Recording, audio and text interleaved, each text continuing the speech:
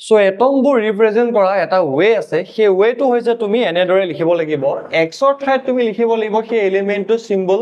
আৰু জেডৰ ঠাইত তুমি লিখিব লাগিব এটমিক নাম্বাৰ আৰু এ ঠাইত লিখিব লাগিব তুমি মাছ নাম্বাৰ এতিয়া জেড কি হয় জেড হৈছে এটমিক নাম্বাৰ আৰু এটমিক নাম্বাৰ মানে হৈছে এটা এটমত কিমান প্ৰটন থাকিব means numbers of proton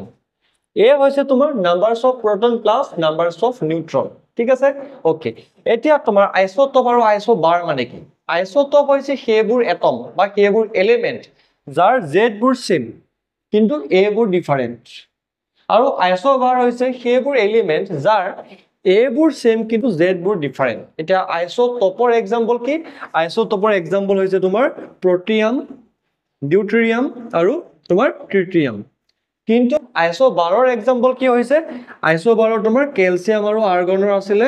ক্যালসিয়ামৰ atomic number 20 আৰ্গনৰ atomic number 18 কিন্তু ইহঁতৰ মাছ নাম্বাৰ ক্যালসিয়ামৰ 14 আৰু আৰ্গনৰ মাছ নাম্বাৰ 40 দেখিছানে তোমাৰ জেড